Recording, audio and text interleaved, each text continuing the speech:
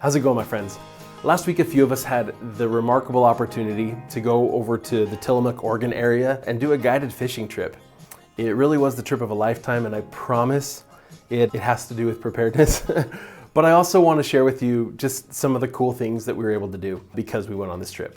For 2 days, we had some really great guides taking us down the Nestucca River in search of steelhead, who were actually working their way back up the river to spawn. I've never fished from a drift boat before, but it's a real thing there, and it was a really cool experience.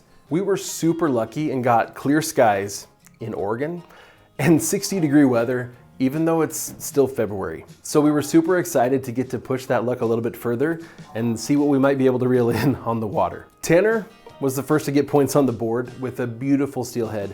And lucky for us, it was from the hatchery, which meant we actually got to keep it. You see, you're not allowed to keep native steelhead from the river. They have to be ones that were raised at a hatchery and then released to the ocean and then come back. And they mark them for us so we can tell when we catch them. Jake followed up really shortly after with his own catch and just made it look way too easy. His was like a monster of a steelhead. Even though it was a female, it was just massive because Jake can't help but try to one-up everyone around him. And he really did actually come back to the cabin at the end of the day with the catch of the day.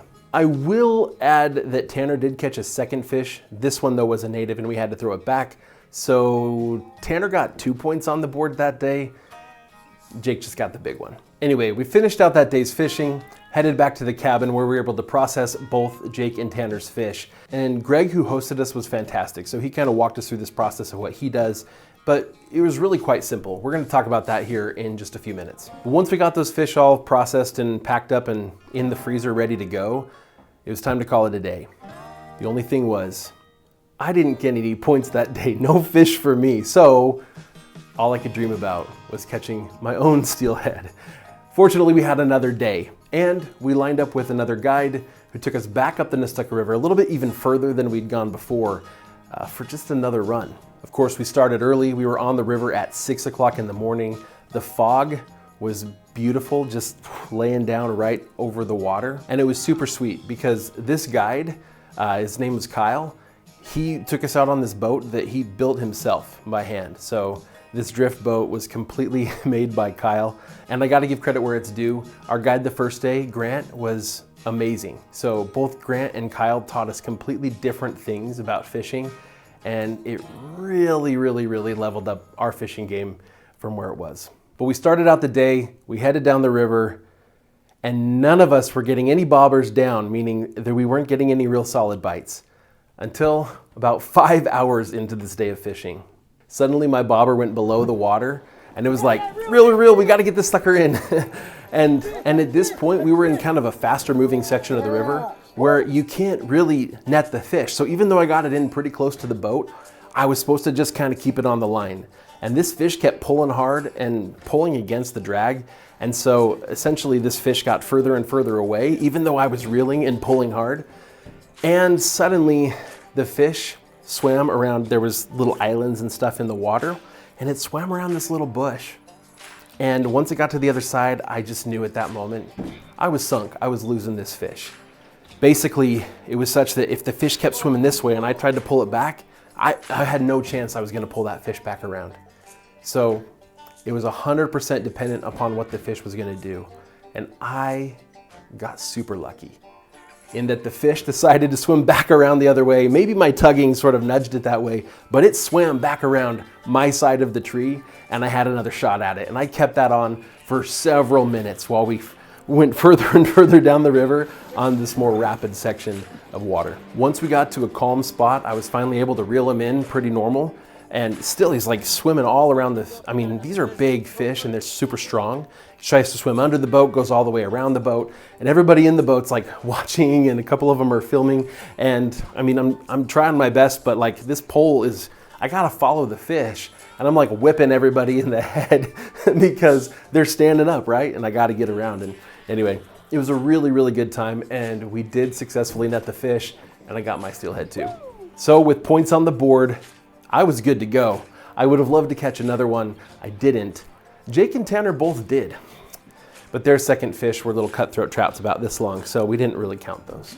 But with my steelhead caught and having looked at it and verified that it was a hatchery fish, Knowing that I was gonna have fish to put in the cooler and bring home, I knew my mission was really complete. At the end of each day, our guides were really kind enough to fillet the fish for us. And that was really neat because we got to see exactly how they do it. It's really as simple as kind of cutting down the front and pulling out the insides, the guts of the fish. And then you cut down the neckline just along the gills. Then from there, you can slice just horizontally and just follow sort of the backbone. Then you come back and you cut out the ribs or what's left of them and any of these other little pieces along the meat that don't look very appetizing. Then you kind of cut off the fins and then you end up with these big long fillets that you can cut down into smaller pieces based on whatever serving size you want. For mine, we just left them as 2 whole fillets until we got back to the cabin, at which point I cut them down and then we bagged them up. Pro tip that we got from Grant on the first day, he doesn't like to rinse off the fish right after filleting it. He likes to put it right into a bag and then he does a quick rinsing right before vacuum sealing it. He's just found that you get the best flavor if the fish isn't kind of like soaking in water for a long period of time. So that's why we actually left them there pretty dirty right up until we rinsed them off before packing them up. So I'm getting ahead of myself as I always do, but here's the deal. We wanted to be able to take these fish home. It's kind of one of the reasons to go fishing. Now, the main reason was for the experience. We learned a ton of cool stuff, but also we had a fun experience. But also we wanted to be able to take this fish home and use it. And since we flew there, you kind of have to do things the way the TSA will allow. We talked with Greg, who hosted us, and he told us that people regularly pack up fish and they'll fillet it into small pieces, freeze it hard, and then they're usually able to fly with it all the way home and get it in the freezer before it thaws. If it fully thaws, then he said, yeah, you should probably just go ahead and use it within the next 10 days. So if you're flying more than a couple of hours, or if you're anticipating any delays, you're gonna wanna make sure that you can keep that fish somewhat insulated as well.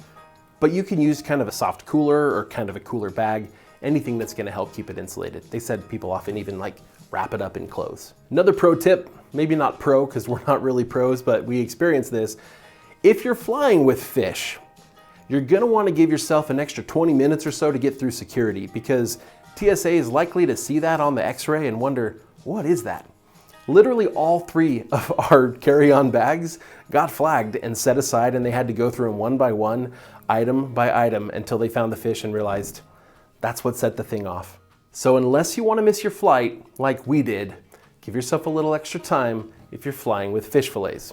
So of course, we got ours frozen there, but I decided to go ahead and defrost one so that I could show you this exact process. All we did after we got back to the cabin was rinse off the fillets lightly. We didn't want to get all the oils and stuff off of it. The outside of that fish is going to feel slimy. That's fine, that's good actually. Those are those like omega-3 fatty acids that are on there, right? We want to keep that fish oil. But we also do want to rinse off anything else that got on it or any blood or anything that may be on the fish. Then we just used paper towel and pat it pretty dry. We didn't want to leave a whole bunch of moisture in with the fish.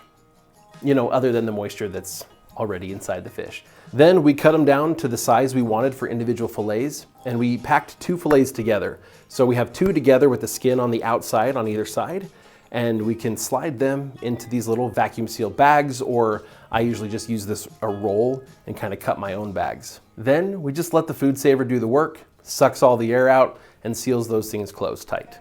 By sucking out all the air, we're able to get rid of the oxygen, and that oxygen is necessary for bacteria to be able to grow, so it's gonna help keep our fish really good and fresh and also prevent it from going bad. Then the next and final step that's really necessary for preserving any kind of meat is to get it in the freezer and get it to freeze as quickly as possible. Now that it's frozen, my sea puppies are good for up to 2 years. So it was actually super cool. Just a couple of days after getting home, my family actually wanted to try the fish. So I went ahead and pulled some of my fish out of the freezer. I cooked up half of that steelhead and it was too much for my family. I actually had lunch for the next 2 days as well from that steelhead. I cooked it up very simple. I melted some butter and I mixed in some minced garlic with it and I just spread that out over the fish. I just spooned it over it and kind of spread it out. You could use a brush or something if you wanted to as well. I then sprinkled on some salt and pepper and a little bit of lemon juice, and I sprinkled on some parsley as well, as mostly just to make it look kind of green, but also there's a little bit of flavor there too. Turned the oven to 350 degrees and I baked them for about 15 minutes. just once they looked pretty done. What Greg told me is usually somewhere 13 to 17 minutes is gonna work really well for most. It's just gonna depend on the thickness of the pieces. The tail pieces that are a little thinner, they're gonna be a little more crisp. You could pull them out earlier if you want, or you can just give them to somebody that likes their fish a little more crisp. Those thick pieces are gonna be really soft in the middle still, but they'll be cooked well enough at that point. So growing up, my brother and I only really learned how to fish like on the shore of a lake or the side of a river. And the mentors that we had were our dad, who's awesome, great guy, as well as like Boy Scout leaders and stuff. Having a chance to go out with professionals who literally teach people how to do this every day, people with varying levels of experience, really made for an incredible learning opportunity. And I really did pick up a ton of stuff. I came home and I'm like, all right, there's a few things I need to add to my fishing kit that I actually probably need to totally change from the way that I've been doing things, even though I'm not always gonna be fishing for steelhead. Really great principles. And now I also do know how to fish for steelhead. And these experiences and this knowledge, these are all things I'm gonna be able to pass on to my kids to teach them how to be more self-sufficient. I find it really empowering that now I feel more confident and I have more knowledge and more skills to be able to reel in high quality fat and protein to be able to feed my family. And of course, like all survival and preparedness skills, this is something that we need to keep practicing, which is why I tell my wife, I need to go fishing a lot more. It's for the family. And really, the best part is that I get to teach these skills to my kids and share those amazing experiences with them. Watching these guides and seeing how they taught and the patience with which they taught us really gave me a great example of the way that I want to approach teaching my kids, especially these kinds of skills. It could be really easy to get frustrating when they just don't get it. They're having a really hard time. But these guys were super professional and they just showed us a lot of patience and really helped us to be successful. With that mentality, I love taking my children out into the wild and being able to teach them skills and have these experiences together that they'll never forget and that will give them the confidence to know that they can take care of themselves if they ever need to. And that really, they can learn how to do anything that they set their mind to. So huge shout out, huge thanks to our guides, Greg, Grant, and Kyle. You guys were amazing and you helped make a dream of mine come true. I've never been very good at catching fish. Lots of other survival and preparedness knowledge, but catching fish has just never really been my forte. And for all of you watching, thanks for watching this video. I hope you liked it. If you did, continue to watch this channel for more content about preparedness and skills that are gonna help you be more prepared for whatever happens, because who knows what's gonna happen.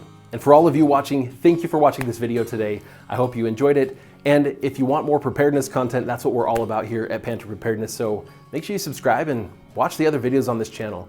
And if there's something you want to know about some of the stuff we learned and that experience we had, we got tons of footage and I'd love to be able to share more of that with you.